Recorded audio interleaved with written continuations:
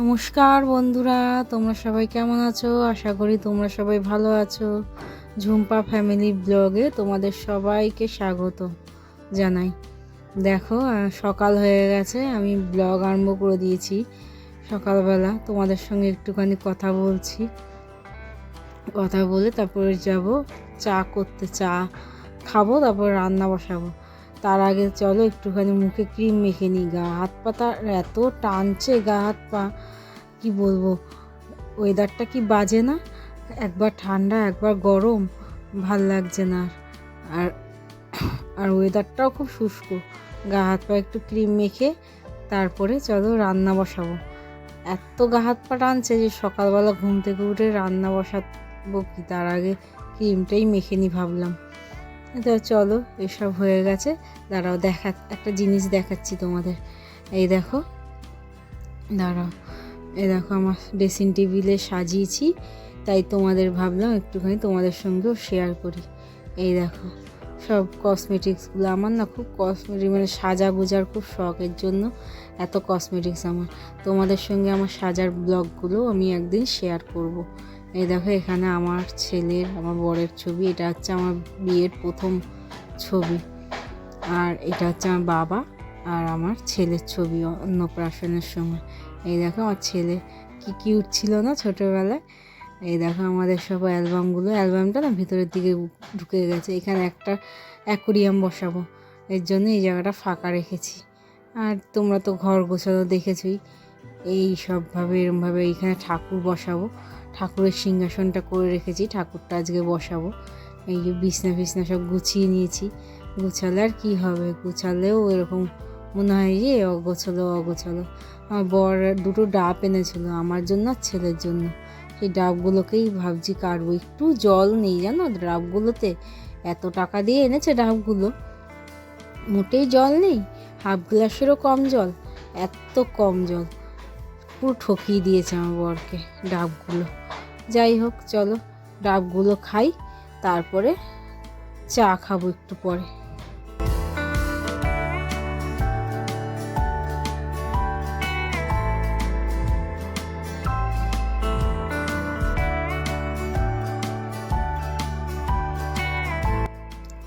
আগের দিনের পরোটা ছিল, দেখো ছেলে স্কুল যাবে তো এর জন্য ভাবলাম আরও কটা করে নিই, একবারে হয়ে যাবে, ছেলে বরের সব টিফিন হয়ে যাবে। তাই পনিরের তরকারি আছে আর এই পরোটা দিয়ে খেয়ে নেবে, তাই আর কটা পরোটা করে নিলাম। আর আগের দিনের পরোটাটাও ভেজে দিলাম। এই যে বর মাছ এনেছে, ঘরে মাছ ছিল না একটু, তাই জন্য মাছ এনেছে। এই মাছের তেল এনেছে, বললো তেলটা করো আর মাছ করো। কাতলা মাছ এনেছে, কাতলা মাছগুলো খুব স্বাদ আর খুব বড় বড় পিস করে এনেছে কাতলা মাছগুলো। খেতেও খুব টেস্ট কাতলা মাছগুলো। আর আমার ছেলের তো প্রিয় কাতলা মাছ। কাতলা মাছ পেলে আর ওর কিছু লাগে না। কাতলা মাছ ঝোল করে দিলেই ও শান্তিতে খেয়ে ওঠে। তাই ভাবছি আজকে একটু পাতলা করে ঝোল করব কাতলা মাছের। রোজই কালিয়া ফালিয়া করি, আজকে আর কালিয়া করব না। এই যে চা হয়ে গেছে। চায়ে আমি তো চিনি খাই না, তাই জন্য এই গুড় দিয়ে চা করব।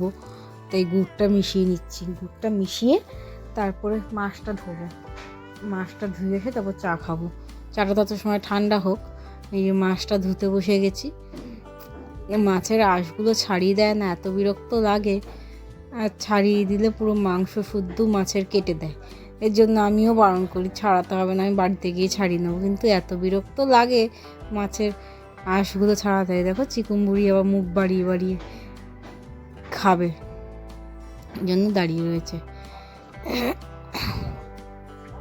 মাছগুলো ধুয়ে নিই, তারপর চলো রান্না বসাবো।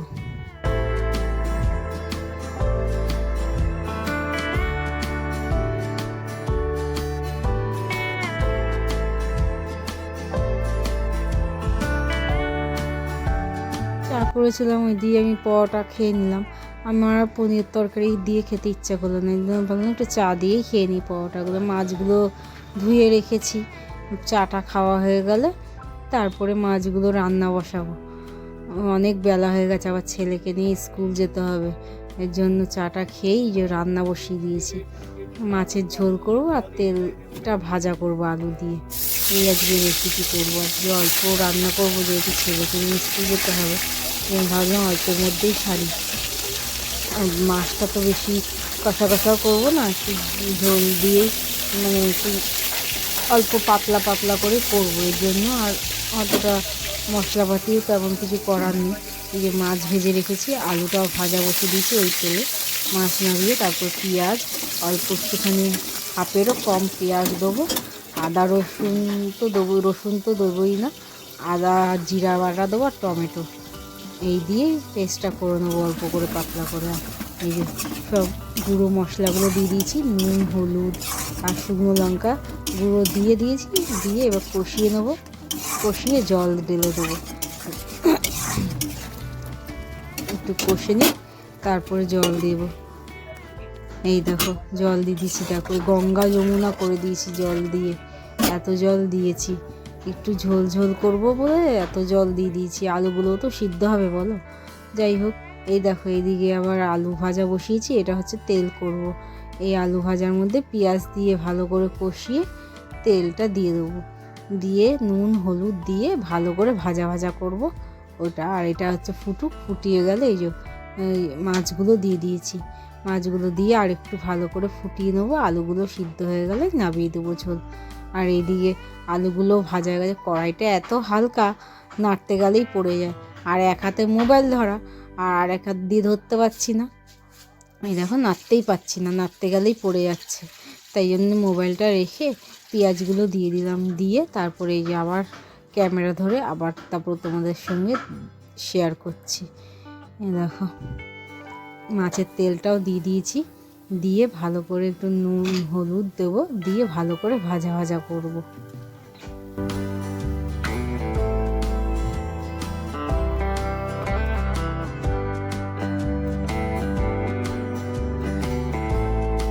দেখো মাছের তেলটা ভাজা ভাজাও হয়ে গেছে।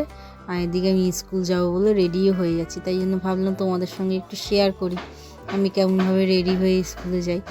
ভুরুটা তো আমাকে আঁকতেই হয়, না আঁকলেই নয়, কেননা ভুরুটা এত পাতলা আর আধ খাঁচড়া ভুরুটা আমার, এঁকে ভুরুটা বেরাতেই হয়। ভাবি যে ভুরুটা আঁকবো না, কিন্তু কিছু করার নেই, ভুরুটা না আঁকলে ভালোই লাগে না, মুখটাই পুরো মানে কেমন লাগে। তারপরে ভুরুটা এঁকে নিয়ে তারপর চুলটা আঁচড়ে নেবো। আর মুখে আগের থেকেই আমি সানস্ক্রিন মেখে নিয়েছি, রোদ্দুরে বেরানোর আগে একটুখানি সানস্ক্রিন না মাখলেই হয় না। আর মুখ চোখগুলো এত টানছে যে কি বলবো, সানস্ক্রিন ক্রিম সব মাখছি, তারপরেও মুখ টানা কমছে না। যাই হোক, এসব রেডি হই আর তোমরা আমার সঙ্গে থাকো।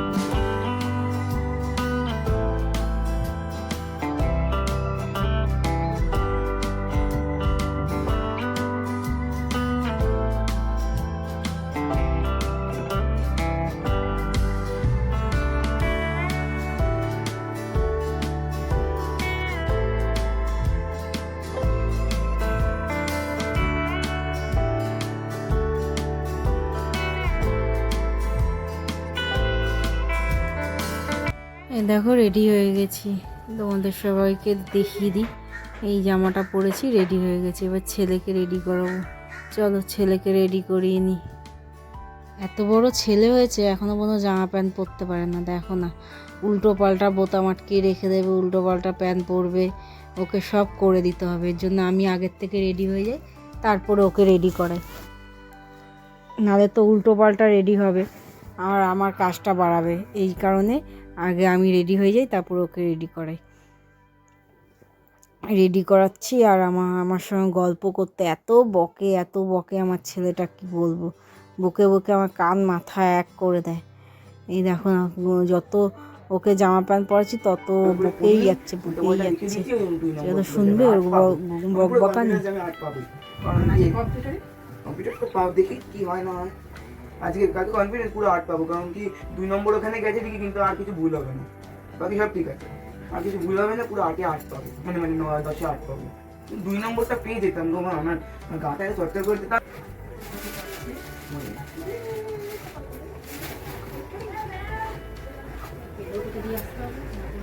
কেন বাবা কি বলেছেন? এদিকে আয়, ওটার মধ্যে ঢুকাস না। দেখেছিস, এটাকে ঠিক করে দি আর তুই তারপরে এটাকে আবার বিগ্রাস। বস বস বস বস, তুই পরীক্ষা তুই কর। বাবা বলে জানো আম্মা, যেমন বুকের এই জায়গাটা ফুলা ফুলা লাগে, এই জায়গাটা, এই জায়গাটা দেখো, ওই হাড় বেরিয়ে আছে এখান থেকে। চালালের মতো লাগে, তেলও দেয় না, কিছু করে না।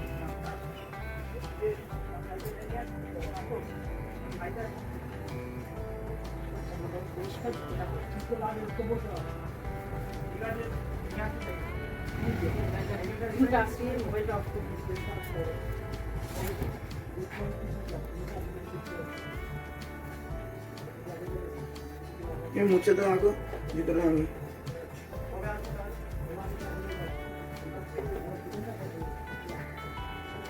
স্কুল থেকে চলে এসেছি, বাজার নিয়ে এসেছি একটুখানি। বাজার ছিল না তো ঘরে, বললাম না সকালবেলা আমার বর বাজার নিয়ে এসছে, একটুখানি মাছ নিয়ে এসছে। মাছও ছিল না, বাজারও ছিল না, এই জন্য অল্প করে মাছ নিয়ে এসেছি। মাছ আনিনি, অল্প করে বাজার নিয়ে এসেছি। আর হচ্ছে এই যে কুলারটা, অনেক দিন ধরে এই ঘর বাড়ি এদিক ওদিক হওয়াতে কুলারটা খুব নোংরা হয়েছে। এর জন্য কুলারটাকে ভালো করে মেজে ঘষে পরিষ্কার করে নেব, করে তারপর স্নান করে দেবো, স্নান টান করে দেবো, খাবো। সময়টা যে কোথার দিয়ে চলে যায় বুঝতেই পারি না। তাড়াহুড়ো করে কুলারটাকে পরিষ্কার করছি, কি করব। আবার জল যাওয়ারও সময় হয়ে যায়। এই জন্য স্কুল থেকে এসে না একটু নিঃশ্বাস ফেলার টাইম পাই না, এত দেরি হয়ে যায় কাজকর্ম সেরে উঠতে যে কি বলবো। এর জন্য তাড়াহুড়ো করে কুলারটাকে ধুয়ে নিই, তারপর স্নানটা করবো। স্নান করে তারপর খাবো, আবার বর চলে আসবে। এর জন্য তাড়াহুড়ো করছি। কুলারটার দুদিকে খুলে দেখি ভিতরটা কি নোংরা হয়েছে। এই পরিষ্কার করতে করতেই তো আমার 1 ঘন্টা লেগে যাবে। তাই ভাবছি কি করে পরিষ্কার করব। তারপরেও করলাম, পুরোপুরি করতে পারিনি, যতটা পেরেছি ততটা করেছি।